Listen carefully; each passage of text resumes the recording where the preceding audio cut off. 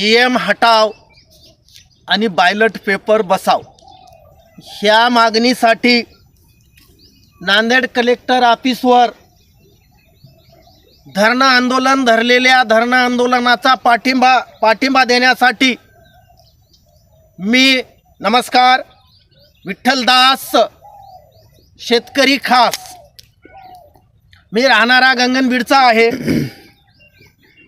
आणि या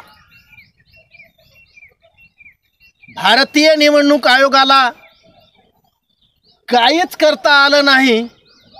बारदा इतका पैशाचा पूर पाडला या बसलेल्या आमदारानं तसंच खासदारानं। त्याला एकही माणूस पैसे वाटताना बसलेला कॅन्डिडेट धरता आला नाही। तर ही यंत्रणा कशासाठी? आणि याच निवडणुकीवर खर्चामध्ये कारखाने गेले, खंडणी वसुलीच्या भानगडी सुरू झाल्या आणि हळूहळू ते उघडं पडाय आलं।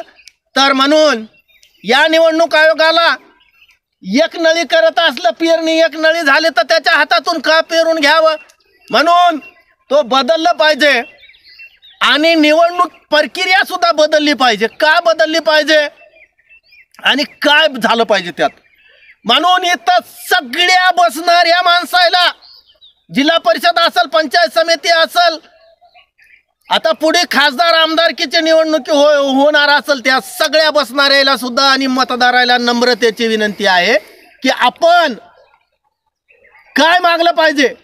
आता बॅलेट पेपरनं निवडणूक घ्या ही जुना काळ आहे। आता थोडं काळ बदललाय, लोक चंद्रावर चालले, इकडे चालले, समुद्रात जाऊ राहिले आणि म्हणून मतदाराच्या हातामध्ये मतदान टाकलेली पावती द्यावी आणि त्याच केंद्रावर कुणाला किती मत पडलंय ते निवडणुकीची वेळ वाढवून सांगून जावं आणि सांगावं की भाजपाला इतकं पडलं, राष्ट्रवादीला इतकं पडलं, काँग्रेसला इतकं पडलं, अपक्षाला इतकं पडलं, वंचितला एवढं पडलं आणि सांगलं पाहिजे तरच या देशाची लोकशाही टिकून राहील असं म्हणे विठ्ठलदास शेतकरी खास।